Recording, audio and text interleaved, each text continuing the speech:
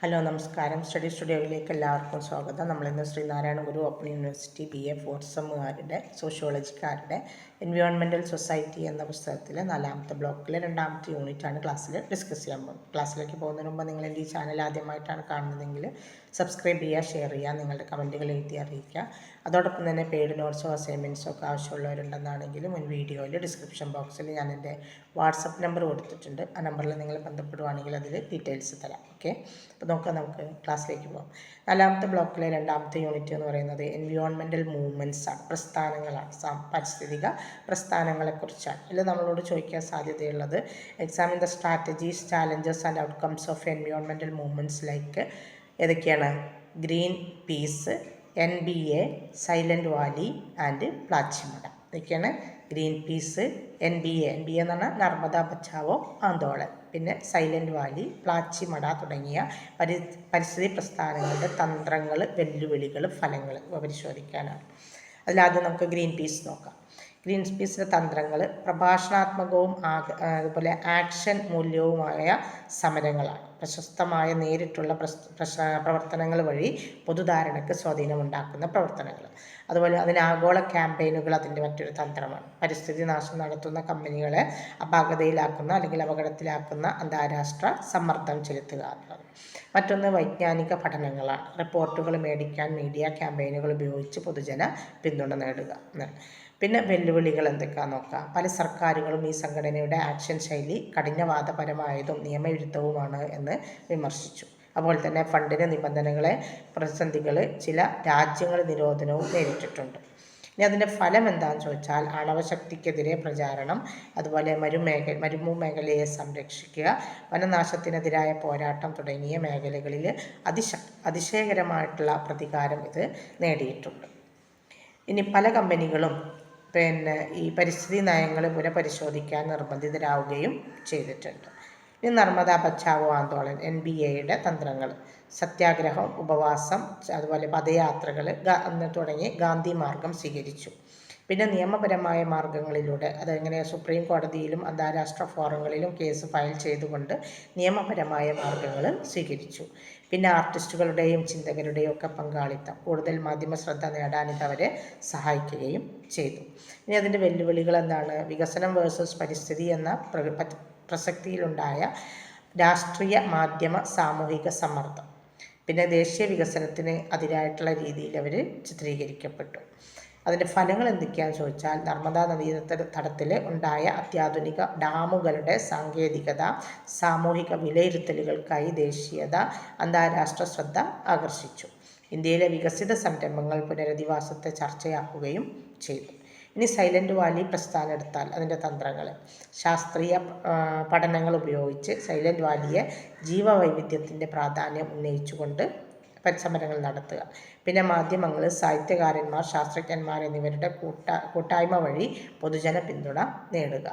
പിന്നെ സാമൂഹിക പ്രവർത്തകരുടെ സംഘടനകൾ, അതായത് ക്യാമ്പയിനുകൾ, ജനകീയ ഉണർവ്, അറിവ് പരത്തൽ തുടങ്ങിയവ കൊണ്ട് മുന്നോട്ട് നയിക്കുക. അത് നേരിട്ട വെല്ലുവിളികൾ എന്തൊക്കെയാണെന്ന് ചോദിച്ചാൽ സർക്കാർ ശക്തമായിട്ട് പദ്ധതിയെ പിന്തുണച്ചു. പിന്നെ വികസനത്തിൻ്റെ ആവശ്യകതയും വൈദ്യുതിയുടെ അഭാവവും വാദങ്ങളായിട്ട് ഉയർന്നു. ഫലങ്ങൾ എന്തൊക്കെയാണ്? സൈലൻറ്റ് വാലി പുനരാലോചനയായി പദ്ധതി ഉപേക്ഷിച്ചു. അവസാനം 1985 സൈലൻറ്റ് വാലിയെ ദേശീയ ഉദ്യാനമായിട്ട് പ്രഖ്യാപിക്കുകയും ചെയ്തു. കേരളത്തിൽ പരിസ്ഥിതി പ്രസ്ഥാനങ്ങളുടെ ശക്തമായ ഒരു തുടക്കമായിരുന്നു ഏത്? സൈലൻറ്റ് വാലി പ്രസ്ഥാനം. ഇനി പ്ലാച്ചിമട സമരത്ത് അതിൻ്റെ തന്ത്രങ്ങൾ ഗ്രാമീണ സ്ത്രീകളുടെ നേതൃത്വത്തിൽ നിത്യേന സമരം നടത്തുക, അതുപോലെ ജലാവകാശം എന്ന ആശയം ആഗോളമാക്കിയ സത്യാഗ്രഹം, പിന്നെ ദേശീയ അന്താരാഷ്ട്ര കൂട്ടായ്മകളിൽ ഉണർവ് സൃഷ്ടിക്കൽ. ഇനി അതിൻ്റെ വെല്ലുവിളികൾ കൊക്കോകോള കമ്പനിയുടെ ശക്തമായ കോർപ്പറേറ്റ് പിന്തുണ, പിന്നെ നിയമപരമായ നീളമുള്ള പോരാട്ടം. അതിൻ്റെ ഫലങ്ങൾ എന്താണ്? പ്ലാച്ചിമടയിലെ ഫാക്ടറി പ്രവർത്തനം താൽക്കാലികമായിട്ട് നിർത്തിവെച്ചു. ജലാവകാശത്തെ മനുഷ്യാവകാശമായിട്ട് പരിഗണിക്കാൻ ഇന്ത്യയിൽ ചർച്ചകൾ ആരംഭിച്ചു. ജലസ്രോതസ്സുകളുടെ കയറ്റുമതിക്കെതിരായ വലിയ ഉണർവുകൾ ഉണ്ടായി. ഇതൊക്കെയാണ് അപ്പം 3-4 സമരങ്ങളെക്കുറിച്ച് കേട്ടോ. ഇനി അടുത്തത് environmental movements have influenced environmental laws and policies in India or globally. ഇന്ത്യയിലോ ആഗോളതലത്തിലോ പരിസ്ഥിതി നിയമങ്ങളും നയങ്ങളും പരിസ്ഥിതി പ്രസ്ഥാനങ്ങളെ സ്വാധീനിച്ചിട്ടുണ്ട്. ഇതെങ്ങനെയാണ് എന്നുള്ളത്. നമ്മൾ നേരത്തെ പറഞ്ഞ സൈലൻറ്റ് വാലി പ്രസ്ഥാനം എടുത്താൽ അത് വനസംരക്ഷണ നിയമങ്ങൾ വഴിയുണ്ടായിട്ടുണ്ട്. അപ്പോൾ സൈലൻറ്റ് വാലി ഡാം പദ്ധതിക്കെതിരായ പ്രതിഷേധങ്ങൾ വഴിയാണ് 1980കളിൽ കേരളത്തിൽ ജൈവ വൈവിധ്യ സംരക്ഷണത്തിൻ്റെ ആധികാരികത ഉയർന്നു വന്നത്. 1980 വനസംരക്ഷണ നിയമം പ്രാബല്യത്തിൽ വന്നത് ഈ കാലഘട്ടത്തിലാണ്. വനങ്ങൾ വികസന പദ്ധതികൾക്ക് വേണ്ടി ഉപയോഗിക്കുമ്പോൾ കേന്ദ്ര സർക്കാരിൻ്റെ അനുമതി നിർബന്ധിതമാക്കി. പിന്നെ നർമ്മദ ബച്ചാവോ ആന്തോളനും പുനരധിവാസ നയങ്ങളും ഇതിനൊരു നിയമങ്ങൾക്ക് വഴിവെച്ചിട്ടുണ്ട്. 1990കളിൽ NBA പ്രവർത്തനങ്ങൾ പുനരധിവാസം ആദ്യം, പിന്നീട് നിയമനിർമ്മാണം എന്ന ആശയം മുന്നോട്ട് വെച്ചു. 2007 national rehabilitation and resettlement policy രൂപപ്പെടുത്തുന്നതിനും ഈ പ്രസ്ഥാനങ്ങൾ നേതൃത്വം കൊടുത്തു.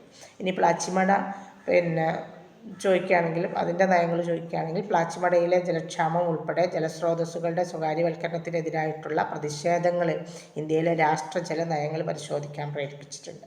2008 കേരള ജലനയം ജലസ്രോതസ്സുകൾ പൊതുസമ്പത്താണ് എന്ന ആശയം അംഗീകരിച്ചു. ഇനി പൊതുതാൽപര്യ ഹർജി PIL എന്ന് പറഞ്ഞിട്ടോ വഴി നിയമപ്രവർത്തനങ്ങൾ ഉണ്ടായിട്ടുണ്ട്. പരിസ്ഥിതി സംരക്ഷണത്തിന് ജുഡീഷ്യൽ ആക്ടിവിസം, അതുപോലെ MC മേത്ത കേസുകൾ, ഗംഗാ മലിനീകരണം തുടങ്ങിയ വിഷയങ്ങളിൽ സുപ്രീം കോടതി ഇടപെട്ടതൊക്കെ ഇതിൻ്റെ ഭാഗമായിട്ടാണ്. ഇനി നമുക്ക് challenges balancing economic growth and environmental protection എങ്ങനെയാണ് യഥാർത്ഥ ലോക കേസ് പഠനങ്ങളിൽ നിന്നുള്ള ഉദാഹരണങ്ങൾ ഉപയോഗിച്ച് നമ്മുടെ സാമ്പത്തിക വളർച്ചയും പരിസ്ഥിതി സംരക്ഷണവും സന്തുലിതമാകുന്നതിനെതിരെയുള്ള വെല്ലുവിളികളെ കുറിച്ച് അത് വിമർശനാത്മകമായിട്ടൊക്കെ എഴുതാൻ വേണ്ടി ചോദിക്കും. സാമ്പത്തിക വളർച്ചയും പരിസ്ഥിതി സംരക്ഷണവും തമ്മിലുള്ള സന്തുലനം എന്നത് 21ാം നൂറ്റാണ്ടിൻ്റെ പ്രധാന ആഗോള പ്രശ്നങ്ങളിൽ ഒന്നാണ്.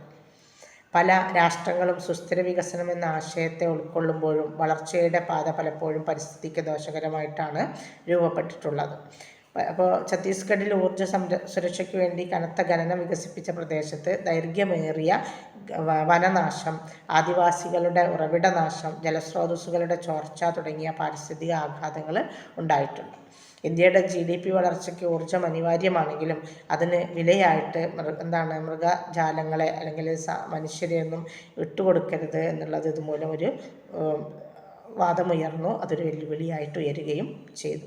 അതുപോലെ ചൈനയിലെ ബെയ്ജിങ്ങിൽ 1990-2010 കാലഘട്ടത്തിലെ GDP വളർച്ചയ്ക്ക് കേന്ദ്രമായിട്ട് ആനുകൂല്യപരമായ വ്യാവസായിക വികസനം ഉണ്ടായി.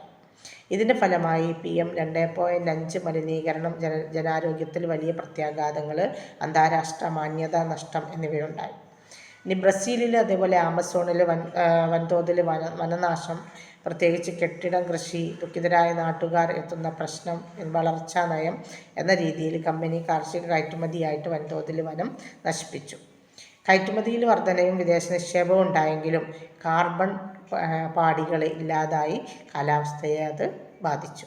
കേരളത്തിലെ പശ്ചിമഘട്ടം സംരക്ഷിക്കേണ്ടതിൻ്റെ ആവശ്യകതയും ജനജീവിതത്തെ ബാധിക്കുമെന്ന ഭയവും സംരക്ഷണ നയങ്ങൾ വികസനം തടസ്സപ്പെടുത്തുമെന്ന തെറ്റായ ധാരണ പൊതുജന പ്രതികരണത്തിന് ഇടവരുത്തിയിട്ടുണ്ട്.